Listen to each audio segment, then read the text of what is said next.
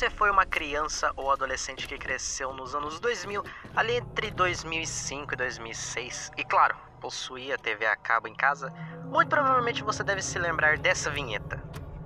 Agora, One Piece. Depois, Toonami.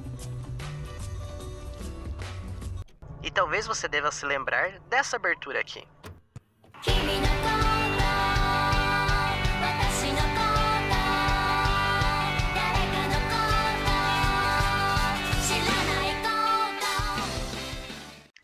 Você se lembra desse anime? Gakkou no Kaidan, ou conhecido por nós no território brasileiro como Histórias de Fantasmas. O anime que foi transmitido nas madrugadas do Cartoon Network entre 2005 e 2006 e que aterrorizava as crianças na época. Ou não, né? Eu morria de medo, por exemplo. Acho que porque também sou meio cagão. Então daí isso contribui.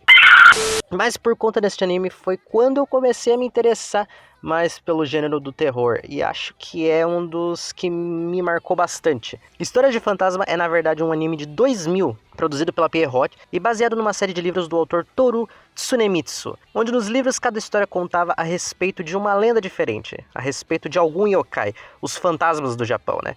E todas elas se resolviam ao redor de uma escola, e muito do livro foi passado pro anime.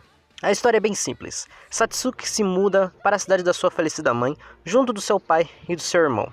E no primeiro dia de aula, ela e o seu irmão Keiichiro acabam indo parar em uma antiga escola abandonada que já logo a gente descobre que é mal assombrada. E que a mãe deles foi a responsável por selar todos os fantasmas que vagavam não só pela escola, mas por toda a cidade. E infelizmente os fantasmas despertam novamente de seu sono e voltaram a assombrar as pessoas. E temendo que isso um dia voltasse a acontecer, a mãe da Satsuki escreveu um diário onde continha os encantamentos para selar os fantasmas novamente caso eles viessem a retornar.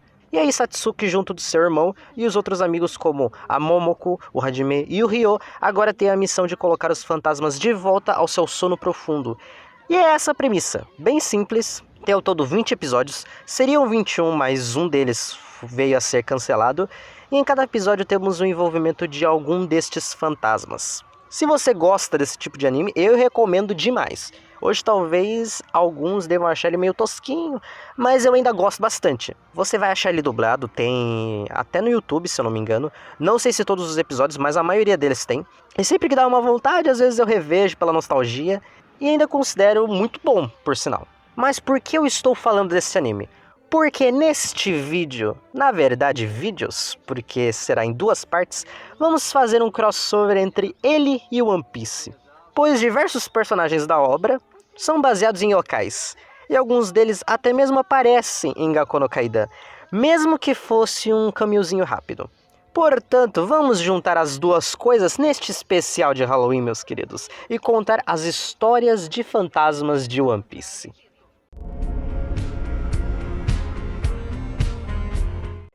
Gakkou no Kaidan se iniciou com Oni, então por que não iniciarmos com um também?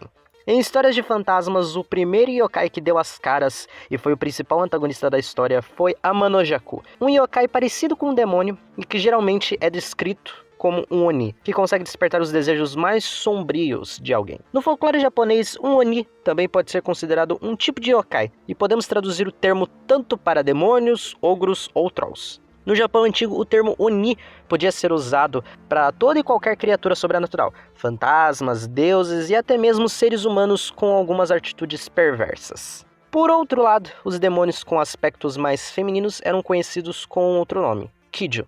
No mito diz que todo Oni nasce humano, mas se for cometer diversas atrocidades em vida, após a morte ele renasce como um demônio e passa a habitar em algum dos infernos budistas. E assim passa a servir o Lord Ema, o grande governante do Jijoku, o inferno. E o maior trabalho de um Oni é aplicar diversas punições terríveis para os pecadores, mas apenas para os que não foram ruins o suficiente para vir a se tornar um deles. Porém, ainda existe a crença de que quando um humano é tão perverso que sua alma está além da redenção, este também se torna um Oni, porém ainda vivo, trazendo o terror à Terra, e estes passam a habitar as montanhas nipônicas, e são um grande perigo para a humanidade. E dentre algumas das características dos Onis, temos a extrema força, são descritos como seres gigantescos com presas e garras afiadas, mas isso pode variar dependendo da representação. Eles possuem 1 ou 2 chifres que emergem da sua cabeça, cabelos longos e desgrenhados e na maior parte das vezes com uma aparência humanoide, sendo apresentado nas mais diversas cores, e geralmente são retratados carregando uma espada ou um kanabo. Isso trouxe a eles uma imagem de resistência e invencibilidade. Porém, ao longo dos tempos, os Onis foram perdendo a imagem de seres perigosos e assumiram mais um papel de protetor, com a intenção de afastar a má sorte. Em One Piece, a imagem do Oni já é bem clara com o personagem do Kaido, e mais recentemente no capítulo 1025, Kaido revela que tanto ele quanto Yamato são da raça dos Onis. E mesmo que o Oda não tivesse revelado isso e ficasse ainda no mistério, a referência já era bem clara. Kaido possui uma força impressionante, dito na obra como a criatura mais forte do mundo, além da resistência e quase que uma invencibilidade. Os cabelos longos e desgrenhados, os chifres, a própria arma dele, o kanabo, né? Uma das espadas que feriu o corpo do Kaido foi a Ema, referência ao grande lorde do Jijoku. Inclusive, um dos quadrinhos deste mesmo capítulo 1025 nos mostra uma imagem aterrorizante do Kaido, em toda a sua fúria, semelhante às representações do Oni, inclusive com as presas. Sem contar as diversas referências ao conto clássico de Momotaro, onde os Onis são parte importante da história.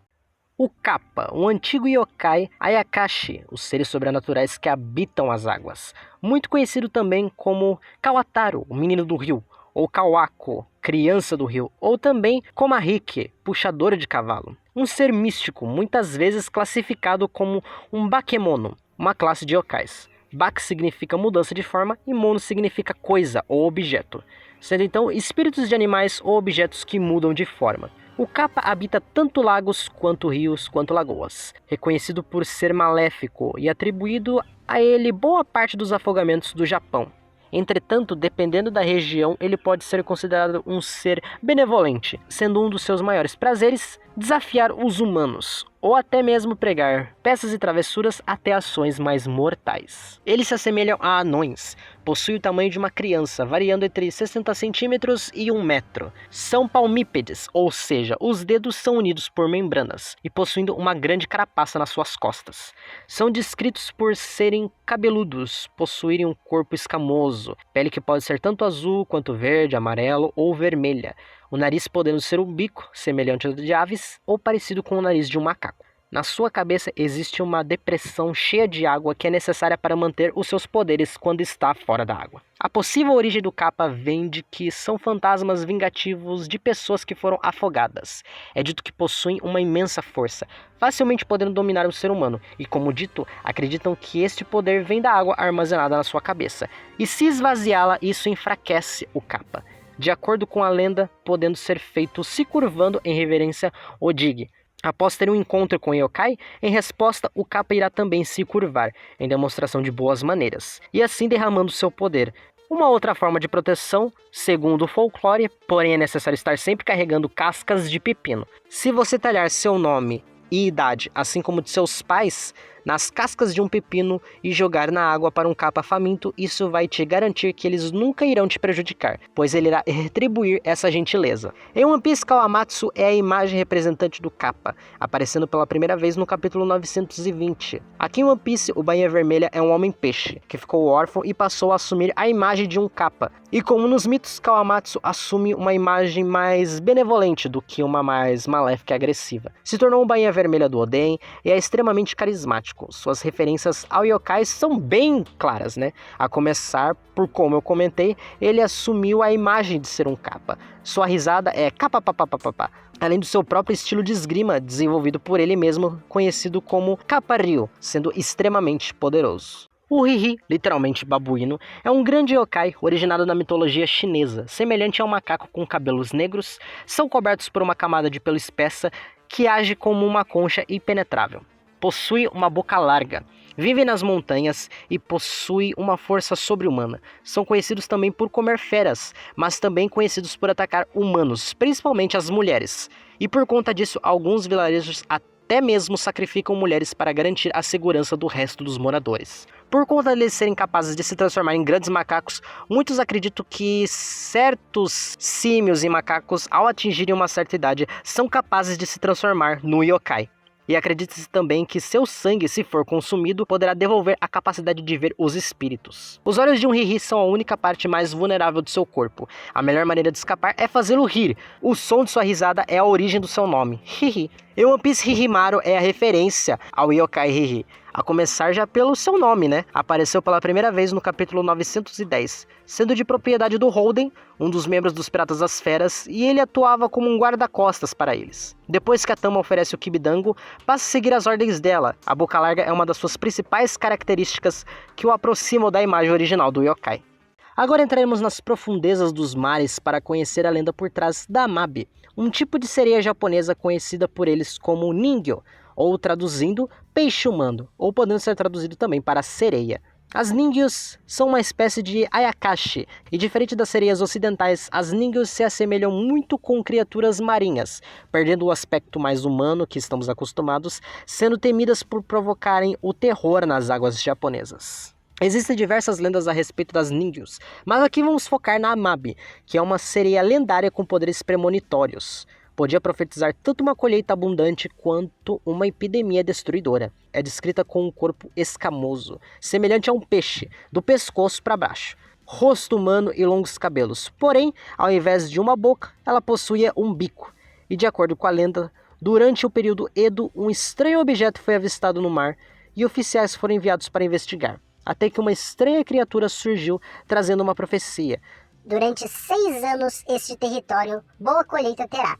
Porém, com a colheita poderá surgir uma epidemia. Se a doença vier, um desenho deverá ser feito, a minha imagem e mostrado aos doentes, que ao ver o desenho se curarão desta enfermidade. Após a profecia, Amabe voltou ao mar e assim sua imagem foi divulgada por todo o Japão. One Piece possui uma ilha inteira recheada de tritões e sereias, e Madame Charlie, dentre todos, é a representante da Amabe na obra, aparecendo pela primeira vez no capítulo 610. Sua aparência é mais atrelada às imagens que temos das sereias ocidentais, aspectos humanos, cauda de peixe, com o detalhe de que ela possui o dom da premonição, da vidência profética, algo muito mais atrelado à Amabe. Então ela mescla a aparência mais ocidental com os poderes premonitórios das lendas orientais. Sua última profecia, por sinal, foi do Luffy destruindo a Ilha dos Tritões, mas ainda fica a questão se esta premonição é para o bem ou para o mal. Nureona, a Mulher Molhada, é um tipo de yokai meio vampírico. Dizem que ela assombra praias e rios em busca de seres humanos para se alimentar do seu sangue. No folclore diz que são mais encontradas nas costas da ilha de Kyushu. Existem duas variações do yokai. Uma em que não possui braços, se assemelhando mais a uma serpente marinha com a cabeça de uma mulher, e a outra com os braços, se assemelhando mais aos humanos. No fim, ambas se parecem e agem da mesma forma. Além do corpo de serpente, seu rosto tem traços de serpente também, com a sua língua bifurcada. Seu cabelo é negro e longo, e o nome Mulher Molhada é por conta dos cabelos grudarem em seu corpo quando estão encharcadas. As Nureonas não fazem muito uso de sua força bruta. Apesar de serem fisicamente muito mais fortes que os humanos, elas usam mais da sua astúcia para pegar as suas presas. Geralmente são vistas próximas da água, em uma costa ou margem de um rio, assumindo a forma de uma mulher segurando um bebê, pedindo ajuda de marinheiros, pescadores ou de qualquer um que esteja por perto. Quando a pessoa se aproxima, a Nureona pede para que segure o bebê para ela poder descansar. A vítima, assim que segura o bebê, nota que é pesado feito uma pedra. Na realidade, era uma pedra. Nesse momento onde a vítima está indefesa, é o momento onde a Nureona faz o seu ataque, se alimentando, drenando o sangue de sua presa com a sua língua. As Nureonas muitas vezes se juntam e cooperam com outro yokai, o Ushioni, um yokai que possui outras variações, mas algo em comum que todos possuem são os chifres bovinos, por isso o nome Ushi é boi e Oni demônio, né? Ambos, a Nureona e o Ushioni, habitam os mesmos ambientes e compartilham da mesma dieta, os humanos. Mas a Nureona também é relacionada a outro yokai, a Izoona, que possuem características bastante semelhantes e até mesmo são confundidas uma com a outra, com a diferença na sua forma de agir e não possuir o corpo de uma serpente. Em One Piece temos uma Nureona. Dentre as subordinadas da Black Maria, ela apareceu no capítulo 998. Ela é uma gifter, ou seja, comeu uma smile de uma cobra, que concedeu a ela as características de uma Nureona. O corpo de serpente, a língua bifurcada, ela ainda mantém seus braços e seus cabelos são negros, e a personagem até o presente momento não possui um nome. Gacha do Kuro, o Crânio Chacoalhante, ou também conhecido como Odokuro, Crânio Gigante. É um yokai que é descrito como um esqueleto gigante. É dito que costuma aparecer vagando por estradas e campos após a meia-noite, vagando até o amanhecer, quando ele desaparece com a vinda do sol. Ele se aproxima silenciosamente de suas vítimas, ficando invisível. Mesmo sendo grande, só é visto quando já é tarde demais. Ele agarra e esmaga a vítima com suas mãos, ou até mesmo arranca as suas cabeças com a sua mordida, assim bebendo o seu sangue. Uma forma de saber quando ele está por perto são os sons de sinos. A pessoa escolhida consegue ouvi-los tocar sem parar. O som dos ossos também é possível de se ouvir, porém é algo mais discreto, quase como um som do estalar de uma árvore com o vento. A maior indicação da sua aproximação são os sinos. As lendas dizem que os ossos de um Gashadokuro é formado pelos ossos de centenas de pessoas que morreram de fome ou de soldados que morreram no campo de batalha. Essas pessoas morrem com muita dor e raiva nos seus corações, gerando assim uma energia negativa e sobrenatural que permanece mesmo depois da morte. Por conta disso, as almas dessas pessoas não são capazes de descansar e assim renascem como fantasmas muito atormentados. Com as centenas de pessoas que morrem nessa condição, os ossos deles se reúnem e formam um enorme esqueleto fantasmagórico. Gashadokuro é muito grande e poderoso para ser combatido, então sua existência se mantém até que toda a sua energia negativa e a malícia que está presente nos seus ossos desapareça. Entretanto, por conta dessa grande quantidade de ossos de cadáveres que são necessários para formá-lo, um Gashadokuro tem muito poucas chances de surgir nos dias de hoje, do que quando era no passado, onde a guerra e a fome eram parte da vida cotidiana da época. Na abertura de Histórias de Fantasmas, o Gashadokuro faz uma aparição bem rápida, e também no último episódio da série. Brook, sem dúvidas, é o único e mais óbvio personagem que podemos associar ao Gashadokuro. Afinal, ele é o único esqueleto ambulante dentro da obra toda. Mas as referências ao yokai também aparecem bastante dentro do Brook. Por exemplo, o Brook comeu a Yomi Yomi no Mi, a fruta da ressurreição, que o permitiu voltar à vida. A diferença é que ele não voltou à vida reunindo os ossos de outras pessoas, né? O Brook é um músico, e a essa característica podemos associar a toda a parte do mito que diz que é possível saber quando o Gashadokuro está por perto através do som dos sinos. Brook consegue afetar as almas de outros através do som da sua música. E o aspecto do som está presente em ambos, só que para situações diferentes. Outra coisa também interessante que contribui para a referência é que na Color Spread do capítulo 821, o Brook está representado muito semelhante às imagens que temos do Gashadokuro. E a referência final é quando Black Maria chama o Brook de Gashadokuro no capítulo 1021. Vamos passar para o lado mais frio e gelado dos yokais, com a Yuki-onna, literalmente Mulher da Neve, ou então Bruxa da Neve. É um yokai feminino que geralmente é visto em áreas remotas durante uma tempestade de neve à noite. É descrita como uma mulher bonita e alta, longos cabelos negros e uma pele bem pálida, vestindo um kimono branco ou, de acordo com alguns, aparece completamente nua, flutuando pela paisagem nevada sem deixar pegadas. Alguns relatos dizem que ela não possui pés, e que seria um fantasma de uma mulher que congelou até a morte durante uma tempestade de neve enquanto era perseguida, ou que talvez ela seja o próprio espírito da neve. Yuki-onna é um yokai mortal e impiedoso, matando qualquer desavisado que cruze seu caminho. Ela muitas vezes aparece para os viajantes perdidos durante uma tempestade de neve e os transforma em cadáveres congelados através de seu hálito gelado, ou até mesmo usando da sua voz para fazer com que se percam e morram congelados durante uma tempestade. Assim, ela vai devorando a sua alma. Ainda existem contos onde descreve que a yokai invade casa soprando a porta com uma enorme rajada de vento, matando todos os moradores enquanto eles dormem. Entretanto, alguns dizem que ela precisa ser convidada para poder entrar na casa. Dependendo da região, alguns dizem também que ela seria um ser mais vampiresco, drenando o sangue ou a energia vital de homens fracos de vontade através do seu beijo ou do sexo. Entretanto, nem tudo é apenas crueldade. Alguns contos nos mostram que a Yuki-onna pode se apaixonar por homens, se casando e até mesmo constituindo uma família, mas a história sempre termina com o desaparecimento dela em forma de neblina ou neve. A Monet é a maior referência a Yuki-onna, aparecendo pela primeira vez no capítulo 657, apesar de suas características físicas não remeterem às principais características da yokai. Fisicamente, ela faz muito mais referência a uma arpia. O que mais aproxima a Monet da Yuki-onna é a sua fruta, a Yuki-Yuki no Mi, a fruta da neve, principalmente na sua forma monstruosa, que é uma referência ao mito da Yuki-onna, além da sua alcunha, Mulher da Neve. Até mesmo um pouco do sadismo da Monet a gente consegue relacionar ao mito da yokai. Hukurokubi, ou Mulher do Pescoço Longo, é uma yokai que no passado era um humano, mas foi amaldiçoado com uma habilidade assustadora que permite que sua cabeça fique flutuando para longe do seu corpo, esticando ele, chegando a atingir longas distâncias e alturas. Na maioria das vezes são mulheres, mas podem ser homens também. A condição amaldiçoada de seu pescoço é devido ao karma ou à quebra de conceitos budistas, mas às vezes acontece por uma manifestação sobrenatural dos desejos de uma pessoa.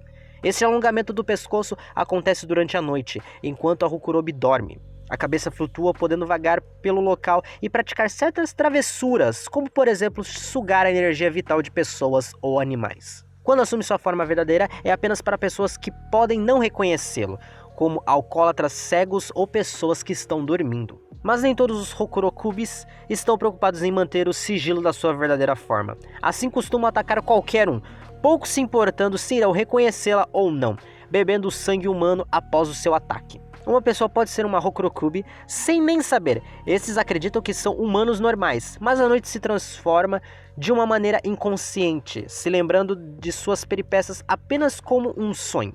Geralmente as Rokurokubis são mulheres sem qualquer sorte no amor, assustando seus maridos para longe, quando eles tomam ciência das suas assustadoras habilidades noturnas. Em One Piece, a Rokurokubi tem encarnação na Saraheb, que é uma gifter também dos Piratas das Feras. Ela comeu uma smile de cobra também, e é uma das subordinadas da Black Maria, além de professora de uma escolinha em Wano. Apareceu pela primeira vez durante o capítulo 919. Apesar de aqui eu estar relacionando a Saraheb à Rokurokubi, ela também tem bastante referência a Nuriona, podendo ser relacionada a ela também, mas a sua habilidade é que difere, que é a de esticar o seu pescoço a longas distâncias. Porém, outra referência que contribui é nos créditos do episódio 909, onde a Saraheb está descrita e listada como Hokuro Sensei. Entraremos agora em um tipo de yokai muito interessante, que são os Tsukumogami. Os Tsukumogami são yokais que são itens domésticos do nosso dia a dia, que, ao atingir 100 anos de idade, eles ganham vida e se tornam conscientes, ou seja, qualquer objeto tem a capacidade de se tornar um Tsukumogami. Só precisa seguir essa regra da idade. Eles podem variar de aparência, isso vai depender do tipo de item que ele se originou, assim como as condições que o objeto se encontrava. Alguns deles podem se originar de lanternas de papel, guarda-chuva, sandálias velhas, etc. Eles podem ter lágrimas escorrendo do seu olho ou até mesmo conter dentes afiados. Outros podem manifestar rostos, dando uma aparência mais amigável. Na maior parte das vezes, os Tsukumogami são inofensivos e muitos podem pregar peças em pessoas inocentes. Além disso, eles podem se unir para se vingar daqueles que os jogaram fora ou os inutilizaram de uma forma desrespeitosa. Para que isso seja evitado, algumas cerimônias são realizadas para consolar estes itens quebrados e inutilizáveis. Muitos acreditam que itens modernos, como os eletrônicos, não podem se tornar um Tsukumogami. A razão seria porque seriam repelidos pela eletricidade. Além de que, alguns itens modernos não são mais utilizados por mais de 100 anos. Que, como nós vimos, é um fator extremamente necessário para o objeto ganhar a vida. Em One Piece, graças a Big Mom e o poder da Sorosoro no Mi, a fruta das almas, Charlotte Lirin é capaz de usufruir das almas para colocá-las em objetos e outras coisas inanimadas também e dar vida a eles. Nuvens, fogo, flores, árvores, etc. Em um ano, durante os capítulos 983 e 985, Arini cria novos homes que são baseados em alguns Tsukumogamis. Os mais destacáveis são o Kassobaki, que é um Tsukumogami de um guarda-chuva, o Shochinobaki, o Tsukumogami de uma lanterna feita de bambu e papel de seda, geralmente, o Bakezori, um Tsukumogami de sandálias de palha, e o Itamomen, um Tsukumogami de uma tira de pano. O Bassan é um yokai mais benigno, ou seja, é um ser que tem uma índole mais bondosa. Eles são aves similares com galos, porém com um tamanho mais elevado. São facilmente reconhecidos pela plumagem de cores brilhantes, além de sua crista vermelha. O que mais chama a atenção no yokai é a sua língua de fogo e sua respiração, sua característica mais marcante, onde flui de sua boca assim como o fogo de um dragão. Porém, esta chama não libera calor e nem mesmo é inflamável. Bassan é um yokai que é raramente visto e inteiramente noturno, ou seja, muito pouco se sabe sobre seu comportamento. Eles fazem suas casas em bosques remotos de bambu, bem longe da atividade humana. Ele se alimenta de madeira carbonizada e brasas e são conhecidos por, em algumas ocasiões, passear em aldeias durante a noite para comer os restos de fogueiras ou carvão. Quando ele está assustado ou satisfeito, ele bate as asas e cria um som distinto, bassa-bassa. que é de onde veio a origem do seu nome. Assim desaparecem no ar quando eles percebem que foram notados, como alguns dizem. Em One Piece, especificamente no país de Wano, existe os Komas, que são grandes espécies de animais nativos de Wano, e algo que todos eles têm em comum é a pelagem de fogo. Um desses Komas, que faz referência ao Bachan, é o Komatori. Ele é um galo gigante utilizado como montaria em Wano, e a pelagem de fogo é mais uma referência que podemos associar ao yokai por conta do Bachan e sua relação com o fogo. E infelizmente, meus caros companheiros, esta primeira fita chegou ao fim. Mas fiquem tranquilos, ainda hoje teremos a segunda parte dessas histórias fantasmagóricas. Então fiquem antenados, deixem o like, se inscrevam, ativem o sino também e deixem o despertador ligado porque às 20 horas voltaremos para mais histórias de fantasmas de One Piece. No mais, vou ficando por aqui. Se estiverem vendo o vídeo de madrugada, tenham bons sonhos e rezem bastante. Se não, é bom assistirem. Um beijo para todos e até daqui a pouco.